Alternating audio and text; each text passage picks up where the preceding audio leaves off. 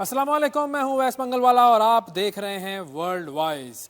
मुस्लिम उम्मा कमजोर है, बेबस है और लाचार है, और इसराइल एक शुतुर बेमुहार है जिसे दुनिया में कोई नहीं रोक सकता। ये बात साबित हो गई है। आज इसराइल ने लिबनान के दारुल हुकूमत बैरूत में मुजाहिमती तंजीम हिजबुल्लाह के हेडक्वार्टर को निशाना बनाया और इस हमले में हिजबुल्लाह के चीफ हसन नसरुल्लाह को शहीद कर दिया। इन हमलों में हसन नसरुल्लाह की बेटी जैनब, टॉप कमांडर अली करकी, अल कुद्स फोर्स के कमांडर अब्बास नीलोफर रोशन समेत 11 अफराद शहीद हुए और 108 अफराद जख्मी हुए। इन हमलों में 6 इमारतें तबाह हो गईं।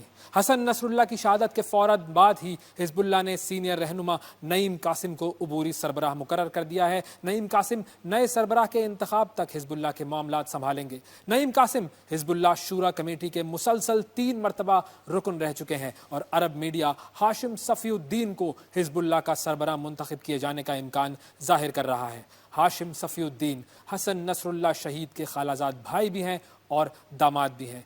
पीर को इसराइल की जानिब से लिबनान में बमबारी की इस लहर में अब तक 700 से ज़ायद अफराद शहीद हो चुके हैं। गुज़िश्ता 5 रोज़ में ये इसराइली फ़ौज की बैरूत पर सबसे बड़ी जो है वो बमबारी थी और सबसे शदीद हमला था, जिसमें इसराइल ने 85 बंकर बस्टर बम इस्तेमाल किए। बंकर बस्टर बम यानी कि ग्राउंड पेनिट्रेशन मिसाइल, ये वो मिसाइल होते हैं जो कि धमाका करने से पहले ज़मीन में दब जाते हैं, धंस जाते हैं। ये मिसाइल ज़मीन में 30 मीटर और कंक्रीट में 6 मीटर तक पैवस्त हो सकते हैं। हर बम का वज़न तकरीबन 4000 पाउंड के करीब होता है और ज़ेरे ज़मीन बम के फटने से अहदाफ के अलावा इर्द गिर्द की इमारतें भी तबाह हो सकती हैं।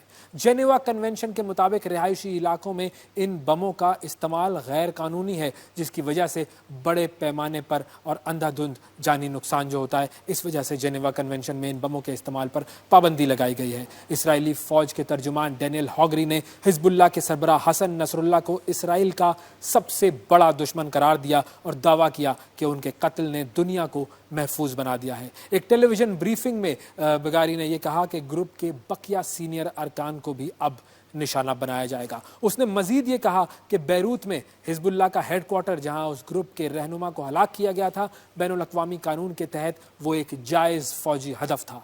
ईरान की वजारत ख़ारजा ने एक बयान जारी किया है और उसने कहा है कि हसन नसरुल्लाह की शहादत के बाद भी उनका मिशन जारी रहेगा और उनका मुक़द्दस जो मिशन है, उनका मुक़द्दस मकसद कुद्स की आज़ादी की सूरत में ही पूरा होगा। इराक़ी वज़ीर आज़म ने भी बैरूत पर इसराइली बमबारी को शर्मनाक हमला करार दिया और कहा कि सेहूनी वजूद रेड लाइन उबूर कर चुका है। इराक़ में हसन नसरुल्लाह की शहादत पर 3 रोज़ा सोग का भी ऐलान किया गया है। शहीद हसन नसरुल्लाह की ज़िंदगी पर अब एक नज़र डालते हैं और आपको बताते हैं कि ये कौन था और क्यों इसराइल ने इसको अपने लिए एक बहुत बड़ा ख़तरा माना हुआ था। हसन नसरुल्लाह अपने पेशरो अब्बास अल मूसवी के इसराइली हमले में शहादत के बाद 1992 में 32 साल की उम्र में हिजबुल्लाह के सेक्रेटरी जनरल मुंतखब हुए। उन्होंने इराक़ के शहर नजफ़ में 3 साल तक सियासत पढ़ी, कुरान की तालीम हासिल की और यहीं उनकी मुलाकात लिबनानी अमल मलेशिया के रहनुमा सैयद अब्बास मूसवी से हुई थी। 1978 में हसन नसरुल्लाह को इराक़ से बेदखल कर दिया गया। लबनान के खाना जंगी की लपेट में आने के बाद हसन नसरुल्लाह ने अमल तहरीक में शमूलियत इख्तियार की। उन्हें वादी बका में अमल मलेशिया का सियासी नुमाइंदा मुकर्रर किया गया था। इसराइली फ़ौज के 1982 में बैरूत पर हमले के बाद हसन नसरुल्लाह अमल से अलहदा होकर हिजबुल्लाह में शामिल हुए। हसन नसरुल्लाह की क़यादत में हिजबुल्लाह इसराइल की एक अहम मुखालिफ तंजीम के तौर पर उभरी। हसन नसरुल्लाह की क़यादत में हिजबुल्लाह खुलकर इसराइली जारहियत की मुज़ाहिमत करती थी। इसराइल के 7 अक्टूबर के हमले के बाद हिजबुल्लाह लिबनान इसराइल सरहद के साथ तकरीबन रोज़ाना ही इसराइली फ़ौजियों से लड़ रही थी और अब हसन नसरुल्लाह की शहादत की तस्दीक करते हुए हिजबुल्लाह ने बदला लेने और जंग जारी रखने का ऐलान कर दिया है।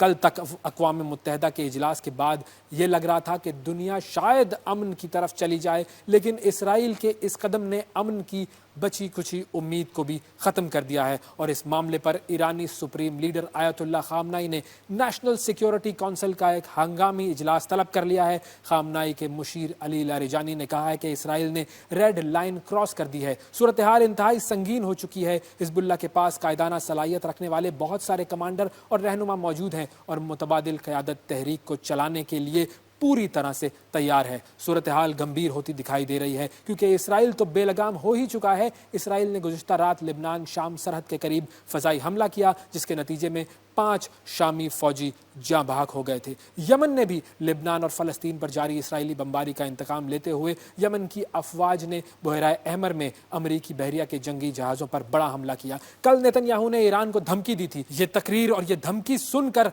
हर शख्स ये जानता है कि अब ईरान ही अगला हदफ होगा इसराइल का, और इसी वजह से इसराइल के इस हमले के पेश नज़र और इस धमकी के पेश नज़र अब ईरान ने आयतुल्लाह ख़ामनाई को भी अंडरग्राउंड कर दिया है और एक बार फिर ये बात बता दी है कि ईरान मुकाबला कर सकता है इसराइल का, और इसी वजह से इसराइल और अमेरिका मिलकर उसे इस जंग में धकेलना चाह रहे हैं। लेकिन ये सारी सूरत हाल बता रही है कि दुनिया में एक बहुत बड़ी जंग शुरू होने वाली है, और इस बहुत बड़ी जंग की एक सबसे बड़ी सच्चाई यही है, वो जुमला जो मैंने सबसे पहले कहा था कि मुस्लिम उम्मा कमज़ोर है, बेबस है, लाचार है, और इसराइल एक शुतरे बेमुहार है जिसे कोई कंट्रोल नहीं कर सकता। एक छोटा सा वक्फा लेते हैं, वक्फे के बाद दोबारा जब हम आपकी खिदमत में हाजिर होंगे तो इसी मामले पर बात करेंगे। वक्फे के बाद दोबारा मिलते हैं। यह है वर्ल्ड वाइज, हमारे साथ रहिएगा।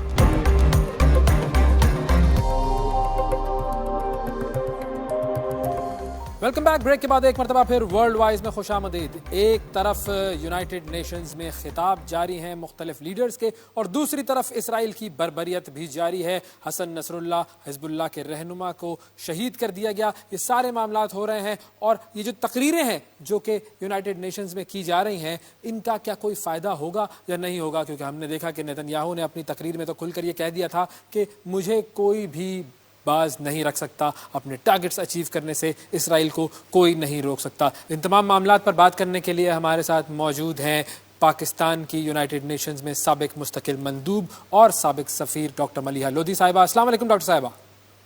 वालेकुम सलाम। डॉक्टर साहिबा, बहुत शुक्रिया प्रोग्राम के लिए आपने वक्त निकाला। सबसे पहले अगर हम बात करें पाकिस्तान के वज़ीर आज़म शहबाज शरीफ साहब की, कल उन्होंने जो तकरीर की, खुलकर तनकीद की उन्होंने इसराइल पर और इसराइली वज़ीर आज़म पर। आप कैसे देखती हैं उस तकरीर को, और आपको क्या लगता है कैसा इम्पैक्ट होगा इस तकरीर का? हर साल आपको मालूम है जो भी पाकिस्तान के वज़ीर आज़म होता है या हेड ऑफ स्टेट होते हैं, वो वहाँ जाके तकरीर करते हैं UN जनरल असेंबली में, और ट्रेडिशनली ये तकरीर हमेशा पाकिस्तान की खारजा पॉलिसी की ब्रॉड रेंजिंग तकरीर होती है, बिल्कुल ओवरऑल कि पाकिस्तान की खारजा पॉलिसी है क्या। तो इस वक्त प्राइम मिनिस्टर शहबाज शरीफ का फोकस करना गाज़ा पे, तो जाहिर है इसी पे ही फोकस करेंगे ना वो, और किया उन्होंने। इम्पैक्ट तो देखें, बहुत सारे वर्ल्ड लीडर्स जाके स्पीचेस करते हैं, तो इम्पैक्ट तो अमूमन लीडर्स को जो दिलचस्पी होती है वो ये कि अपने घर पे क्या इम्पैक्ट होगा। इंटरनेशनली तो देखें, अगर 150 के करीब लीडर्स या उससे भी ज़्यादा एड्रेस करेंगे UN जनरल असेंबली में, तो इम्पैक्ट तो फिर उनका होता है ना कि कोई ऐसे लीडर हो जिसकी स्पीच वाकई बहुत ही इमेजिनेटिव हो, या speech that comes up with some ideas, some proposals, वो फिर लोग याद रखते हैं। अच्छा, तो अगर मैं हम समझती कि प्राइम मिनिस्टर शहबाज शरीफ की स्पीच अच्छा अगर हम बात करें वेस्टर्न पावर्स की, तो हमने देखा यूके के प्राइम मिनिस्टर कीयर स्टारमर, उनकी तकरीर, उन्होंने भी ये बात की कि जी इस जंग को रोकना चाहिए, फौरी तौर पर रोकना चाहिए। फ्रांस के इमैनुअल मैक्रोन ने जो तकरीर की उसमें उन्होंने हालांकि ये बात तो की कि Israel has the right to defend themselves, ये बात तो हमेशा की जाती है वेस्ट की तरफ से, लेकिन उन्होंने भी ये बात की कि अब बस होना चाहिए और हम लिबनान के साथ खड़े हैं। अब हमने ये भी देख लिया कि हसन नसरुल्लाह को भी शहीद कर दिया गया है। तो नेतन्याहू तो किसी की सुनने को तैयार नहीं है। उसने कल भी बहुत ही खौफनाक किस्म की तकरीर की, और आज हमने देख लिया हमलों में क्या हुआ। तो ये मामला तो अब रुकने वाला नहीं है। हाँ बिल्कुल, it's not going to and at all. कैसे एंड, बल्कि अब तो ज़्यादा सूरत हाल जो है और तनाव बढ़ गया है। ये जो रिपोर्ट्स अब आ रही हैं कि इज़राइल ने जो लबनान पे अटैक किया है, इसमें हिजबुल्लाह के जो लीडर हैं हसन नसरुल्लाह, उनकी कह रहे हैं कि शहादत हुई है। तो इससे तो फिर ज़ाहिर है सूरत हाल और बिगड़ेगी मशरिक़ वस्ता में। लेकिन ये कहना कि जी ये मुख्तलिफ मगरबी ममालिक भी कह रहे हैं कि जंग बंदी होनी चाहिए, सवाल उनसे ये पूछना चाहिए कि उन्होंने किया क्या है जंग बंदी के लिए। आखिर नेतन्याहू ने जिस किस्म की डिफाइंड स्पीच की है UN जनरल असेंबली में, اس کی وجہ کیا ہے؟ اس کی وجہ تو بہت کلیئر ہے، جس کا آپ نے بھی تذکرہ کیا، اور وجہ یہ ہے کہ امریکہ اس کے پیچھے کھڑا ہے، جو کہ بار بار باقی مغربی ممالک کی طرح کہتا ہے کہ Israel has the right to unconditional right to defend itself. تو اسرائیل کی ڈیفenس ٹھیک ہے، لیکن اسرائیل ڈیفینڈ کر کے اگر ہزاروں لوگوں کو شہید کرتا ہے، اس پہ یہ لوگ کچھ نہیں کہتے. تو سوال مغربی ممالک سے پوچھنا یہ چاہیے کہ آپ کی ڈبل سٹینڈرڈز ہیں، آپ کی ہپوکریسی ہے، آپ جس کو انگریزی میں کہتے ہیں you speak from both ends of your mouth, کہتے کچھ ہیں اور کرتے کچھ ہیں. تو یہ تو بڑی افسوسناک ہے. لیکن آپ نے اتنا عرصہ یونائٹڈ نیشنز میں گزارا ہے، تو یونائٹڈ نیشنز کے پاس آپشنز کیا ہیں، یا دوسرے ممالک کے پاس یا آپشنز کیا ہیں؟ What options do we have کہ ہم اس کو روک سکیں کسی طرح؟ دیکھیں، ہمارے پاس آپشنز کی بات نہیں ہے. بات یہ ہے کہ جو یو این سیکیورٹی کاؤنسل کا بنیادی جو رول ہے وہ کیا ہے؟ وہ جنگ بندی کرانا ہے. انگریزی میں اس کو کہتے ہیں کہ ان کے پاس پرائمری ریسپانسبلٹی ہے، ذمہ داری ہے for maintenance of international peace and security. تو یہ تو سیکیورٹی کاؤنسل کا کام ہے. لیکن ہم نے دیکھا ہے پچھلے 11 مہینے سے کہ سیکیورٹی کاؤنسل جو ہے وہ پیرالائز رہی ہے، بالکل ڈیوائیڈڈ رہی ہے، اور اس کا جو میجر آپ کہہ سکتے ہیں جو میجر سبب ہے، میجر ریزن ہے، وہ ہے امریکہ کی پوزیشن. امریکہ نے قراردادوں کو ویٹو کیا ہے بار بار، جو کہ سیز فائر کے لیے کال دے رہی تھیں. اور جب ایک سیز فائر کی قرارداد منظور بھی ہوئی، اور وہ بھی رمضان کے دوران، کہ جی رمضان کے مہینے میں کم از کم فائٹنگ نہیں ہونی چاہیے، تب بھی اسرائیل نے ڈیفائی کیا، اور امریکہ نے اسرائیل کو کچھ نہیں کہا، اس لیے کہ سیکیورٹی کاؤنسل کے اپنے پاس کوئی اس طرح کی میکنزم نہیں ہے کہ وہ انفورس کرا سکیں اپنے قراردادوں کو. صرف ایک صورت میں کرا سکتے ہیں، اور اس کو کہتے ہیں چیپٹر 7، یعنی کہ یو این چارٹر کا ایک خاص حصہ ہے. اگر کوئی قرارداد اس چیپٹر کے نیچے اڈاپٹ ہوتی ہے تو پھر سینکشنز لگ سکتے ہیں اس ملک پہ جو کمپلائی نہ کرے قراردادوں کے ساتھ. تو ہم نے یہ دیکھا ہے کہ حال میں بہت ساری جو قراردادیں ہیں جس پہ کہ اسرائیل نے ڈیفائی کی ہیں اوور دا ایئرز، وہ چیپٹر 7 کے نیچے نہیں تھی. کشمیر لے لیجئے، مقبوضہ کشمیر پہ جو مختلف ریزولوشنز ہیں سیکیورٹی کاؤنسل کی، وہ بھی چیپٹر 7 کے نیچے نہیں ہے. سو ان کے ساتھ کمپلائنس میکنزم کوئی نہیں ہے سیکیورٹی کاؤنسل. اوکے، تو یہ تو پھر بہت ہی کلیئر بات ہو گئی کہ کچھ نہیں ہو سکتا. اچھا، اب سعودی عرب نے اعلان کیا ہے کہ ایک نیا بلاک ہم بنائیں گے. اب اس نئے بلاک کو بنانے سے کیا آپ کو لگتا ہے کہ اسرائیل کو روکنے میں کوئی مدد ملے گی؟ یہ نیا بلاک کارگر ثابت ہوگا؟ کیونکہ ہم نے یہ بھی دیکھا کہ سعودی عرب نے تو وہ 50 ممالک کی فوج بھی بنائی تھی. میں تو سمجھتی ہوں کہ عرب ممالک جس میں کہ سعودی عربیہ شامل ہے، ایک شرمناک سچویشن بنائی ہوئی ہے انہوں نے، اس لیے کہ غازہ میں آپ دیکھیں کہ کیا قتل و غارت ہوا ہے، اور انہوں نے کیا کیا سوائے سٹیٹمنٹس کے اور اسی طرح کی باتیں کرنے کی، جی بلاک بنائیں گے اور فلاں کریں گے ڈھمکان کے. کیا انہوں نے عملی طور پہ کوئی ایکشن لیا؟ کوئی ایکشن اس طرح کا لیا جس سے کہ اسرائیل کو روکا جا سکے، یا اسرائیل کی جو مہم ہے ملٹری مہم، اس کو کم از کم کاسٹ جو ہیں اس کے وہ بڑھائے جائیں؟ نہیں کیا انہوں نے. میں تو سمجھتی ہوں کہ عرب حکومتوں نے بٹرے کیا ہے فلسطینی کاز کو. اور میں تو یہی افسوسناک ہے یہ کہنا کہ ان کا جو رول رہا ہے اس پورے کرائسس میں، اس پوری جنگ میں جو کہ اسرائیل نے مسلط کی ہے، وہ ان ایکسپیکٹیشنز پہ نہیں اتری جو کہ مسلمان امہ کی طرف سے ہے، جو مسلمان پبلک کی طرف سے ایکسپیکٹیشن ہے. کوئی عملی کام نہیں کیا، نہ OIC نے کیا. بالکل. اچھا، ہم یہ دیکھیں کہ نتن یاہو کی تقریر میں سارا الزام لگایا گیا ایران پر، کہ دنیا میں اگر کوئی واحد برائی ہے اور برائی کی جو جڑ ہے وہ ایران ہے. اور ایران کی جو اس سے پہلے تقریر تھی، ایرانی جو صدر تھے ان کی جو تقریر تھی اس میں انہوں نے بہت ہی ایک سافٹ سٹانس لیا. اس میں یہ بھی کہا گیا کہ جی ایران جو ہے وہ اپنے نیوکلیئر معاملات پر بھی دنیا کے ساتھ انگیج کرنے کے تیار ہے. تو ایران کا اتنا سافٹ سٹانس کیوں ہے؟ دیکھیں، اسرائیل کے جو صدر کی تقریر تھی، میں سمجھتی ہوں کہ بہت ساری تقریروں سے بہت بہتر تھی، اسٹیٹسمن لائک تھی.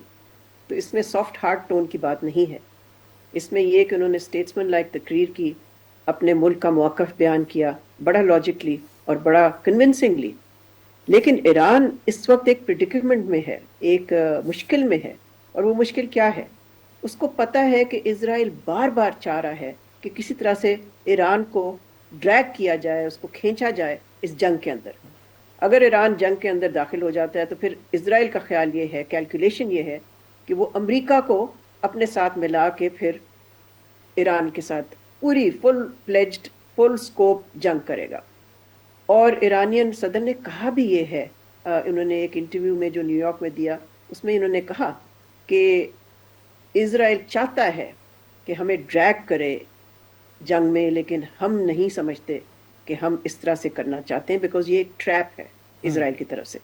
تو میں سمجھتی ہوں کہ ایران نے تو بہت ہی ریسٹرینٹ شو کی ہے، ایران نے بہت ہی آپ کہہ سکتے ہیں پروڈنٹ، جس کو انگریزی میں کہتے ہیں پروڈنٹ اپروچ اختیار کیا. لیکن اب دیکھنا یہ ہے کہ اگر یہ کنفرم ہو جاتا ہے کہ حزب اللہ کے جو لیڈر ہیں ان کی شہادت کی ہے اسرائیلی اسٹرائکس نے، پھر دیکھنا یہ کہ ایران کی طرف سے کیا ریئیکشن آتا ہے. ابھی ہمیں دیکھنا پڑے گا. بالکل. اچھا اب یہ ظاہر ہے کنفرم تو ہو گیا، حزب اللہ نے تو تصدیق کر دی ہے کہ حسن نصر اللہ کی شہادت ہو گئی ہے. ایران یہ کہتا ہے کہ ظاہر ہے اس کا بدلہ لیا جائے گا، اور ایران نے اس بات پر افسوس کا اظہار کیا ہے کہ ایسا واقعہ ہوا ہے، لیکن انہوں نے یہ کہا ہے کہ یہ جو جنگ ہے یہ رکے گی نہیں. اب اس جنگ میں بنیادی جنگ یہ فلسطین کے خطے کی، لبنان اس میں شامل ہوا، یمن کے حوثی اس میں شامل ہو گئے، ایران کو آپ جیسے کہہ رہے ہیں کہ ڈریگ کرنے کی کوشش کی جا رہی ہے اسرائیل کی طرف سے.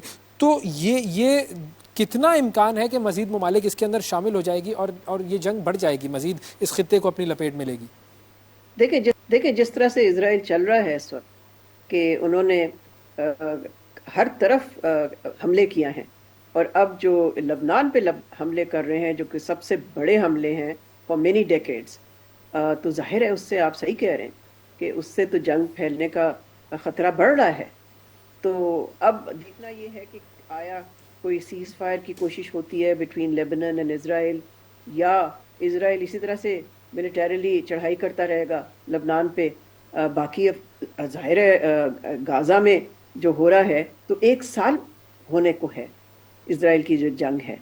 تو اب یہ ساری جو صورتحال ہے یہ بہت ہی it's full of danger for the Middle East, اور واقعی یہ بہت ہی بڑا خطرہ ہے کہ یہ جنگ پھیل سکتی ہے. اچھا، اب نتن یاہو نے اپنی تقریر میں 2 نقشے بھی دکھائے. ایک نقشہ اس نے دکھایا کہ یہ ہے جی امن کا نقشہ، اور دوسرا نقشہ اس نے دکھایا کہ جی یہ ایول نقشہ ہے. امن کا جو اس نے نقشہ دکھایا وہ دکھایا، بلیسنگ کا نقشہ اس نے جو دکھایا اس میں دکھایا کہ جی سعودی عرب سے وہ ٹرین ٹریکس بھی جائیں گے اور پورے خطے میں پھیلیں گے اور پورے خطے میں امن ہوگا، ڈیولپمنٹ ہوگی وغیرہ وغیرہ. دوسرا اس نے نقشہ دکھایا کہ جی ایران ولن ہے، عراق ولن ہے، لبنان ولن ہے، اور اس کو بلیک کیا ہوا تھا. اب اس طرح کی چیزیں جب ہمارے سامنے آتی ہیں تو ہم کیا دیکھتے ہیں؟ سعودی عرب کے ساتھ اس نے یہ بھی کہا کہ سعودی عرب کے ساتھ تو ہمارے تعلقات بہتر ہونے جا رہے تھے اور ایران کی وجہ سے وہ تعلقات بہتر نہیں ہو سکے. ہم کس طرح کے تعلقات دیکھیں گے سعودی عرب کے اور اسرائیل کے؟ دیکھیں نا، یہ تو امریکہ نے کروایا تھا جس کو کہتے ہیں ابراہیم اکارڈز، جس کے تحت اور مشرق وسطیٰ کے کچھ ممالک ہیں انہوں نے اپنے جو تعلقات ہیں وہ نارملائز کیے یا اسٹیبلش کیے اسرائیل کے ساتھ. اور امریکہ یہی چاہتا تھا کہ سعودی عربیہ اور اسرائیل کے درمیان بھی صورتحال نارملائز ہو جائے اور نارمل ڈپلومیٹک ریلیشنز جو ہیں وہ اسٹیبلش ہوں. لیکن سعودی عربیہ نے تو 2 ٹوک الفاظوں میں کہہ دیا ہے حال ہی میں کہ کوئی ایسا امکان نہیں ہے جب تک کہ اسرائیل ایک آزاد جغرافکلی کنٹیگوس فلسطینی ریاست کو نہیں بننے دے گا، تب تک ایسی کوئی نارملائزیشن، ایسی کوئی ڈپلومیٹک ریلیشنز اسٹیبلش نہیں ہوں گی. تو اسرائیل کے وزیر اعظم جو مرضی میپس دکھاتے پھریں، اس کا یہ مطلب نہیں ہے کہ کوئی اس کو ماننے کو تیار ہے. اور یہ ڈرامے تو بہت، یعنی کہ یہ نیتن یاہو کی تو عادت ہے، بہت پرانی عادت ہے اس طرح کے ڈرامے کرنا. وہ ہمیشہ جب بھی کوئی سپیچ کرتے ہیں نہ کوئی میپ اٹھا کے دکھاتے ہیں، کچھ نہ کچھ اس طرح سے ضرور کرتے ہیں. دس از جسٹ پولیٹیکل تھیٹر، اس سے زیادہ کوئی اہمیت نہیں ہے. اور فائنلی میں جس چیز کی طرف آنا چاہوں گا وہ ہے کشمیر. وزیر اعظم شہباز شریف صاحب نے تو کشمیر کا ذکر کیا اپنی تقریر میں، لیکن ترک صدر رجب طیب ایردوان کی طرف سے اس مرتبہ ان کی تقریر میں کشمیر کا ذکر نہیں تھا. تو پاکستان کے ڈپلومیٹک فرنٹ کے بارے میں ہمیں اس بات سے کیا پتہ چلتا ہے؟ اس حکومت اور اس سے پہلے جو پی ڈی ایم کی حکومت تھی، اس نے کشمیر کے حوالے سے کوئی سفارتی مہم نہیں چلائی. اور میں سمجھتی ہوں کہ ترکی کے پریزیڈنٹ کا نام مینشن کرنا پچھلے 5 سال سے ہر تقریر میں انہوں نے ذکر کیا مقبوضہ کشمیر کا. تو اس دفعہ لگتا یہ ہے کہ پاکستان کی طرف سے کوئی کوشش ہی نہیں ہوئی، اور اگر نہیں ہوئی تو اس کا ذمہ دار کون ہے؟ اس کا ذمہ دار یہ حکومت ہے. یہ ایسی حکومت ہے جس کا وزیر خارجہ بننے کے لیے اس کو یعنی کہ انٹرسٹ ہی نہیں ہے. وہ سارا وقت یا سیاست کر رہا ہوتا ہے یا اس کو فائنانس میں دلچسپی ہے. تو پھر آپ کیا ایکسپیکٹ کرتے ہیں؟ پھر یہی نتیجہ ہوگا نا. بہت شکریہ ادا کریں گے. ڈاکٹر ملیحہ لودھی صاحبہ ہمارے ساتھ موجود تھی. ناظرین ایک وقفہ لیتے ہیں، وقفے کے بعد دوبارہ آپ کی خدمت میں حاضر ہوتے ہیں. یہ ہے ورلڈ وائز، ہمارے ساتھ رہیے گا.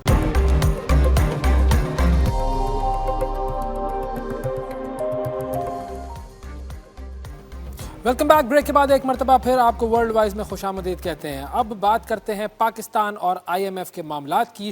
اور پاکستان اور آئی ایم ایف کے معاملات، ظاہر ہے یہ معاملہ قرض کا معاملہ ہے. قرض کے معاملے کے حوالے سے دو خبریں آپ کو دیتے ہیں. دونوں خبریں بڑی اہم ہیں. پہلی خبر تو یہ ہے کہ پاکستان اور آئی ایم ایف کے درمیان $7 ارب کے حوالے سے جو مذاکرات چل رہے تھے، آئی ایم ایف نے فائنلی وہ $7 ارب کا قرض اپروو کر دیا ہے، اور اس کی پہلی قسط $1 ارب کی صورت میں ہمیں موصول بھی ہو گئی ہے. باقی جو $6 ارب ہیں وہ اگلے 37 مہینوں میں ہمیں مختلف اقساط کی صورت میں دیے جائیں گے. دوسری جو خبر ہے وہ یہ ہے کہ پاکستان نے $100 ارب اگلے 4 سال میں قرض کی مد میں مختلف ممالک کو، مختلف ڈونر ایجنسیز کو اور مختلف جو قرض دینے والے ادارے ہیں بنیادی طور پر، ان کو واپس کرنے ہیں. تو یہ دوسری خبر ہے کہ یہ جو $100 بلین ہے یہ پاکستان نے اگلے 4 سال میں واپس کرنا ہے. اب قرض جب ملتا ہے تو پاکستانی خوشی مناتے ہیں، لیکن ظاہر ہے یہ قرض آئی ایم ایف سے ملتا ہے تو اس کی کچھ شرائط بھی ہوتی ہیں. ان تمام معاملات پر ہم بات کریں گے. ہمارے ساتھ موجود وزیر مملکت برائے خزانہ جناب علی پرویز ملک صاحب، ان سے اس حوالے سے بات کرتے ہیں. السلام علیکم علی پرویز صاحب. جی کیا حال ہے ویس، خیریت سے ہیں آپ؟ بہت شکریہ علی پرویز صاحب، آپ نے پروگرام کے لیے وقت نکالا. بہت سارے لوگ مبارکباد دے رہے ہیں کہ جی آئی ایم ایف کے ساتھ ہماری ڈیل طے پا گئی ہے، $7 ارب کا قرض اب ہمیں مل جائے گا. لیکن مجھے یہ لگتا ہے کہ یہ بات مبارکباد کی نہیں ہے، کیونکہ ہم تو قرض کے دلدل میں پھنستے چلے جا رہے ہیں. آپ کا کیا خیال ہے؟ ویس، میں نے یہ بہت سے پروگراموں کے اوپر پہلے بھی کہا کہ یہ بالکل مبارک کی یا باعث مسرت تو بات نہیں ہے، پر میں جو آپ سے نہایتی عاجزی سے گزارش کروں گا، یہ قابل اطمینان ضرور ہے، کیونکہ جس قسم کی تکلیف اور آزمائش ہماری عوام نے پچھلے چند سالوں کے اندر جھیلی ہے نا، یہ کچھ بھی نہیں ہونی تھی اگر خدا نہ خواستہ ہم یہ آئی ایم ایف کا پروگرام شہباز شریف صاحب کی اور اورنگزیب صاحب کی قیادت کے اندر اگر اس کو سیکیور نہ کرتے. کیونکہ آپ جانتے ہیں سری لنکا نے ہمیں ایک ہلکی سی جھلک مہیا کی ہے کہ جب ملک دیوالیہ ہوتے ہیں تو کس طرح سے تکلیفیں عام عوام کے اوپر آتی ہیں. شاید ہمارا ایک جو عام پاکستانی ہے وہ اس کے بارے میں یہ اندازہ نہیں لگا سکتا کہ ہسپتالوں کے اندر اگر دوائیاں ختم ہو جائیں، آپریشن کے لیے اگر اوزار ختم ہو جائیں اور یہ سارے کا سارا نظام رک جائے، لوگوں کو 10-10 لیٹر پیٹرول کی ریشننگ کے ذریعے دستیاب ہو، اور اس کے اندر بلکہ سری لنکا کے اندر 2-2 3-3 دن کی قطاریں لگتی تھی اور 10 لیٹر پیٹرول ملتا تھا. اور ایسی مثالیں موجود ہیں کہ وہاں پہ اموات جو ہیں وہ پیٹرول لینے کی قطاروں کے اندر ہوئی ہیں. تو اللہ نہ کرے پاکستان کے اوپر کبھی اس قسم کی تکلیف آئے. میں صرف یہ کہوں گا کہ ہمیں 1 سیکنڈ کے لیے اس موقع کے اوپر 2 کام کرنے کی ضرورت ہے. ایک تو وہ لوگ جنہوں نے اپنی سیاست کو ترک کر کے اس ریاست کے مفادات کو مقدم رکھ کے انہوں نے اس پاکستان کو اس دیوالیہ پن کے کنارے سے واپس لے کے آئے ہیں، اور آج دنیا کے سارے جریدے، دنیا کی ساری ریٹنگ ایجنسیز پاکستان کی تعریف کر رہی ہیں اور اس کو ایک مثال کے طور پہ پیش کر رہی ہیں کہ ملک کس طرح سے واپس مین سٹریم میں آ سکتے ہیں. آج ہی آپ دیکھیں نیتن پورٹر جو آئی ایم ایف کے جو ہمارے پاکستان کے ریپ ہیں، انہوں نے ایک ڈان کے اندر آرٹیکل لکھا ہے جس کے اندر انہوں نے پاکستان کی تعریف کی ہے کہ کن مشکل حالات سے وہ باہر نکل رہے ہیں. تو ہمیں ان لوگوں کو اکنالج بھی کرنا چاہیے، خاص طور پہ وزیر اعظم پاکستان جنہوں نے بالکل آپ جانتے مشکل ترین آلودہ سیاسی ماحول کے اندر انہوں نے اس مارکے کو اچیو کیا. اور اس کے ساتھ ساتھ جو دوسری چیز کرنے کی ضرورت ہے وہ یہ ہے کہ ہم اپنے ساتھ یہ تہیا کریں کہ جو ہمارے وزیر اعظم صاحب نے عہد کیا ہے کہ اس پروگرام کو ہم نے پاکستان کا آخری پروگرام بنانا ہے, اور یہ نہ ہو کہ 25ویں پروگرام کے بعد ہم 26ویں پروگرام کی طرف جا رہے ہوں. اور اویس اس کی صرف اور صرف آپ اس مقام کو اور اس مقصد کو حاصل اس طرح کر سکتے ہیں کہ اگر آپ اصلاحات کے سفر کے اوپر آج سے آغاز کریں اور اگلے 3-4 مہینوں کے اندر آپ نظر آئیں کہ اس رستے کے اوپر چل رہے ہیں جس سے پاکستان کو دیر پا ترقی اور جامع ترقی ملے گی, جس کے اندر ہم پاکستان کی پوری عوام کو ساتھ چلتے ہوئے آگے پروگریس دے سکیں. تو میری تو یہ دعا بھی ہے اور آخری حد تک کوشش بھی ہوگی. اچھا, جو اصلاحات کی آپ نے بات کی, آئی ایم ایف کی طرف سے جب اصلاحات کی بات کی جاتی ہے تو اس کا مطلب یہ ہوتا ہے کہ آپ بجلی کی قیمت بڑھائیں, آپ گیس کی قیمت بڑھائیں, آپ پیٹرول کی قیمت بڑھائیں, تو اس سے تو مہنگائی ہوتی ہے. اصلاحات کا مطلب ہے کہ people will have to pay. Absolutely not. آپ کا بالکل یہ غلط اندازہ ہے. پہلی بات تو یہ کہ میں یہاں پہ ایز وزیر مملکت خزانہ کے طور پہ کہتا ہوں کہ جو بھی آئی ایم ایف کہتا ہے کہ نہیں کہتا ہے, شہباز شریف صاحب کی ہدایت بڑی کلیئر ہے کہ وہ کام کرنا ہے جو پاکستان کو دیر پا ترقی دے سکے, وہ کام کرنا ہے جو پاکستان کے مفاد کے اندر ہو. تو میں آپ سے گزارش یہ کروں گا, اگر آپ کے خسارے, چاہے وہ مالی خسارہ جس کا ایک چھوٹا سا حصہ اویس آپ کا ٹیکس سے جو آپ پیسہ اکٹھا کرتے ہیں اس کے اوپر منحصر کرتا ہے, اور اس کے علاوہ آپ کے ایکسپینڈیچر ریفارم, آپ کا پرائیویٹائزیشن کا پروگرام, یہ سارا جب آپ ملا کے دیکھتے ہیں تو اس کا مجموعی رزلٹ آپ کا مالی خسارے کی شکل میں آتا ہے. تو اس کے اوپر قابو پانا یہ آئی ایم ایف کا تقاضا ہے کہ نہیں ہے, یہ میرا علی پرویز کا, یہ محمد اورنگزیب کا, محمد شہباز شریف صاحب کا ضرور نظریہ ہے, کیونکہ یہی وہ خسارہ ہے جس کے سامنے یا تو آپ کو قرض لینا پڑتا ہے اور اپنی اگلی نسل کو گروی رکھانا پڑتا ہے, یا اس کے سامنے آپ کو نوٹ چھاپ کے مہنگائی کر کے غریب آدمی کی کمر توڑنی پڑتی ہے. تو یہ قطعاً آئی ایم ایف کا یہ مقصد نہیں ہے. اور دوسری بات یہ ہے کہ اب آپ اس مالی خسارے کو قابو پانے کے لیے کیا کریں, وہ بالکل ٹھیک ہے. تو اس میں ہمارا جو مقصد ہے اور کوشش ہے وہ یہ ہے کہ ان ٹیکسڈ اور انڈر ٹیکسڈ لوگوں کو معیشت کی, آپ کی ٹیکسیشن کی فولڈ میں لایا جا سکے, ڈاکیومنٹیشن کو پروموٹ کیا جا سکتے, اس کو گرو کیا جا سکے. کیونکہ اگر آپ ان ٹیکسڈ لوگ دیکھیں آپ کی معیشت کے اندر, میں ایک چھوٹی سی مثال دے رہا ہوں, ہمارے جو کاشتکار بھائی ہیں جو زراعت سے تعلق رکھتے ہیں وہ تقریباً معیشت کا حصہ 20% کے قریب وہ حصے کی نمائندگی کرتے ہیں, پر ٹیکس جو ہے وہ 1% بھی نہیں دیتے. تو میں قطعاً وہ چھوٹے کاشتکاروں کی بات نہیں کر رہا ہوں جن کے پاس میرے خیال سے اتنی وسائل بھی نہیں ہوتے کہ وہ اپنی ڈے ٹو ڈے زندگی گزار سکے. میں بڑے بڑے جو ہمارے فیوڈلز ہیں ان کی بات کر رہا ہوں. اور اگر ایک عام آدمی, آپ جیسا دوست ہمارا, لاکھوں روپے ٹیکس کے اندر ادا کر سکتا ہے, تو ایک بڑا کاشتکار کیوں نہیں کر سکتا؟ وہ اپنی آمدنی کی سٹیٹمنٹ بنائے, اس کے ساتھ اخراجات کو اس کے اندر سے منہا کرے, اور جو آمدنی اور منافع بچتا ہے اس کے اوپر ٹیکس دے. تو میں اس چیز کو سراہنا چاہتا ہوں کہ اس مقصد کے اندر سارے وزیر اعلیٰ نے لبیک کہا ہے, کیونکہ جانتے ہیں پاکستان کی معیشت کو استحکام اس کے بغیر نہیں مل سکتا. اسی طرح جو انڈر ٹیکسڈ لوگ ہیں, اب مجھے بتائیں کیا وجہ ہے کہ 30 لاکھ جو دکاندار ہیں ہمارے, اس کے سامنے 3 لاکھ صرف ٹیکس ریٹرن جمع کراتے ہیں اور 18 ارب کا خالی ٹیکس جمع ہوتا ہے, جبکہ آپ جیسے دوست جو تنخواہ دار ہیں وہ 350-400 ارب کا ٹیکس دیتے ہیں. تو کیا یہ مناسب ہے؟ تو ان کو بھی ٹیکس کرنے کے لیے کام کیا جائے گا, اور اس ٹیکس کی بیس کو وائڈن کیا جائے گا, کیونکہ کوئی بھی ملک دیر پا ترقی حاصل نہیں کر سکتا اگر tax to G D P آپ بڑھا کے 13-14-15% کے اوپر نہ لے کے جائیں. اور یہی مرحلہ وار پاکستان کے اندر ہم کرنے کی کوشش کریں گے, آئی ایم ایف چاہے یا نہ چاہے. اس کے ساتھ ساتھ آپ کو اپنے خساروں کو کنٹرول کرنے کے لیے اپنے اخراجات کو کم کرنا پڑے گا. اس کے اوپر آپ نے دیکھا ہے گورنمنٹ کو چھوٹا کرنے کے لیے کام ہو رہا ہے. آپ کے لاس میکنگ جو پبلک سیکٹر انٹرپرائزز ہیں ان کو پرائیویٹائز کرنے کی کوشش ہو رہی ہے. انشاءاللہ پی آئی اے اسی سال پرائیویٹائز ہو جائے گا, اور ان ساری چیزوں کا مجموعہ آپ کے خسارے کے اوپر قابو پانے کی شکل کے اندر نکلے گا. تو یہ ساری چیزیں پاکستان کے اپنے مفاد کے اندر ہیں, اور انشاءاللہ تعالی ہم شہباز شریف صاحب کی قیادت کے اندر جو مرضی قیمت دینی پڑے ہماری سیاست کو پاکستان کے مفاد کے لیے. یہ بات تو بالکل پازیٹیو ہے کہ ہر ایک کو ٹیکس دینا چاہیے اور ہر ایک کو ٹیکس نیٹ میں لانا چاہیے, اور نان ٹیکس وہ جو نان فائلر والی کیٹیگری ہے وہ ٹھیک ہے, ختم کر دینی چاہیے, سب کو ٹیکس نیٹ میں لانا چاہیے. لیکن دوسری طرف ہم خبر کیا دیکھتے ہیں؟ ہم خبر یہ دیکھتے ہیں کہ آئی ایم ایف ہی کہہ رہا ہے, جس سے ہم قرضہ لے رہے ہیں وہی کہہ رہا ہے کہ پاکستان نے لندن میں اسٹینڈرڈ چارٹرڈ بینک سے $600 ملین کا قرضہ لیا, 11% ریٹ پر لیا. وہ معاہدہ بیسکلی انہوں نے کیا اور ایک غیر ضروری معاہدہ تھا وہ, تو ایسا کیوں کیا پھر ہم نے؟ دیکھیں گزارش یہ ہے اویس کہ آئی ایم ایف جو ہے وہ lander of the last resort ہے. اس نے جب کسی ملک کو قرضہ دینا ہوتا ہے تو اس کو اس سے پہلے یہ یقین دہانی کرنی ہوتی ہے کہ کیا میرا پیسہ لے کے کہیں بعد میں تو یہ ملک دیوالیہ نہیں ہو جائے گا.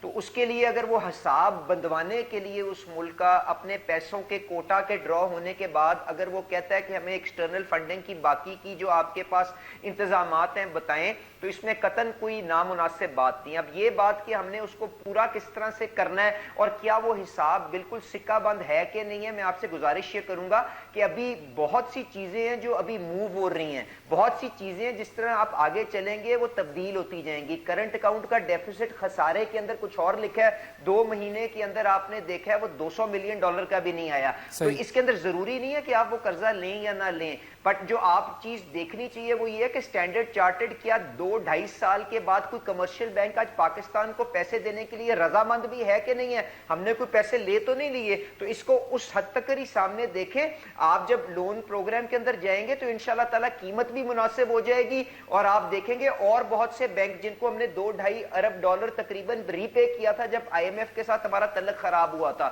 تو انشاءاللہ تعالی اس کے اوپر بھی پیش رفت ہوئے گی, تو وہ سارے بینک بھی واپس آپ کو لینڈ کرنے کے لیے آ جائیں گے. تو جب پیسے لیں گے اس وقت قیمت دیکھیے گا. آج صرف اس چیز کو اس حد تک دیکھیں کہ آج آپ کو دنیا کے بینکوں کے لیے. اچھا, اب چلیں اس پر آ جاتے ہیں کہ جو پیسے ہمیں ملے ہیں, یعنی $7 ارب کی جو ڈیل فائنل ہو گئی ہے آئی ایم ایف سے اور اس کا $1 بلین آ گیا, تو مجھے یہ بتائیں کہ جو $1 بلین پاکستان کے پاس آیا ہے یہ کیا, اس سے کیا کیا جائے گا, کس مقصد پر یہ خرچ ہوگا؟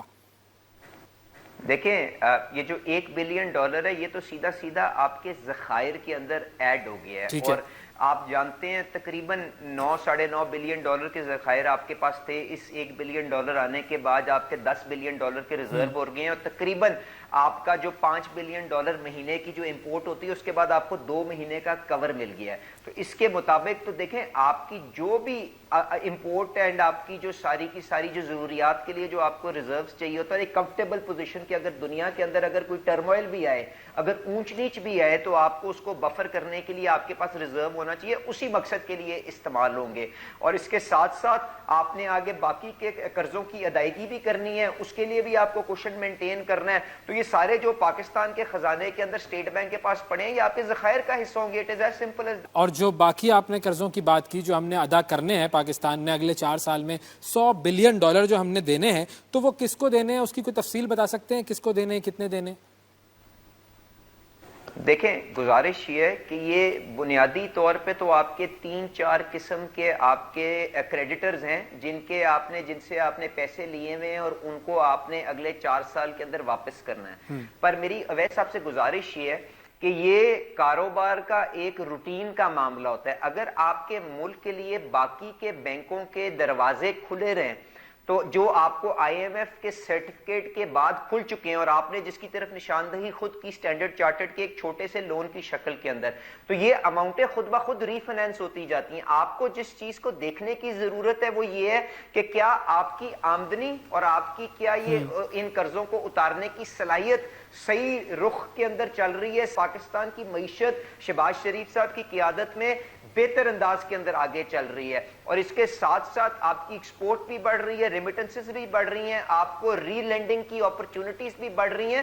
تو آپ کو اس چیز کے اوپر قطعاً کوئی خدشہ نہیں ہونا چاہیے کہ $100 بلین کے لیے آپ نے کیا انتظام کیے ہیں. پاکستان کی حکومت بالکل اس چیز سے اویئر بھی ہے اور اس کے لیے مکمل انتظام کر کے بیٹھی ہے, اور اسی لیے ہمیں آئی ایم ایف کے پروگرام کے اندر آنا نہایت ہی ضروری. کو ذرا ایک عام آدمی کی حیثیت سے اگر میں یہ سمجھنا چاہوں کہ دیکھیں ہمارے پاس 37 مہینوں میں آنے ہیں $7 بلین آئی ایم ایف کی طرف سے, اور ہمیں دینے ہیں 4 سال میں $100 بلین, یعنی کہ 1 سال میں ہمیں تقریباً $25 بلین دینے ہیں. تو ہم یہ دیں گے کیسے, اس کا پلان کیا ہے ہمارے پاس؟ نہیں, آپ نے غلط سمجھا. اس $7 بلین کو تو 1 سیکنڈ کے لیے علیحدہ کر دیں نا. اب میں یہ اس طرح سے ہے کہ آپ نے $100 کا قرضہ دینا ہے جس کے اندر سے آپ کی $25 کی قسط اس سال کے اندر ڈیو ہے, اور 25 سال کی قسط کے اندر سے 12-13 روپے جو ہیں تقریباً وہ آپ نے اپنے ہمسایوں سے اور اپنے دوستوں سے لیے ہوئے ہیں جو ہر سال آپ کو رینیو کرتے ہیں.